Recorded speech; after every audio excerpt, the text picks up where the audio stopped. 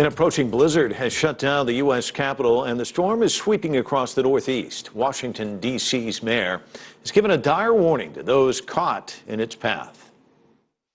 We see this as a major storm. It has life and death implications, and all the residents of the District of Columbia should treat it that way.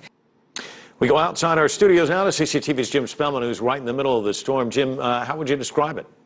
Well, Mike, it's been snowing for maybe 5 hours now at this point. And take a look. It's starting to stack up here pretty good. It's kind of a light powdery snow at this point, but all that's going to change in the next few hours. It's going to turn to a much heavier, wetter snow, and with that change will come big problems. The wind also expected to pick up perhaps 100 kilometers per hour winds, perhaps 75 centimeters of snow before this storm is over. I want you to take a look at downtown Washington, D.C. It's Friday night. Normally this would be full of people out going to restaurants, workers finishing up their day, all but a ghost town at this point. I think most people here in the city have listened to the mayor's warning, and they are staying off the streets, expecting to shelter in place perhaps all the way through Sunday. And this is not just a local phenomenon. Take a look at this radar map. You can see all the way up to New York City to the north and New England, the northeastern part of the United States, all under blizzard watch. When this storm leaves Washington, D.C.,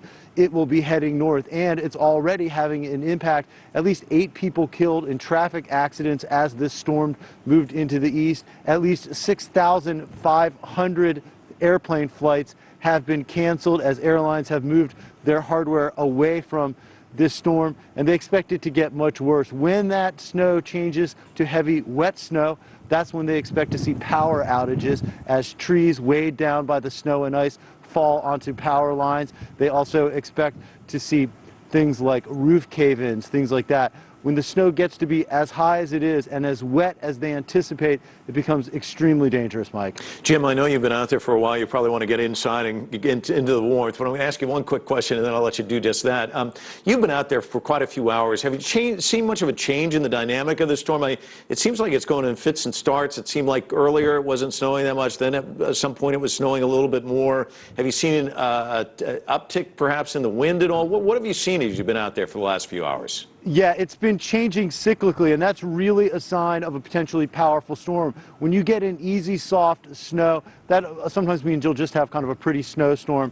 This is the kind of weather you associate more almost with a thunderstorm, and in fact, we may see the phenomenon known as thunder snow, where we get intense storms with snow, and inside those storms is lightning. It's an odd phenomenon that we experience here in Washington, D.C. every once in a while. And Mike, authorities at the U.S. government, the National Weather Service, say the damage from this storm could top $1 billion before it's all over. Wow.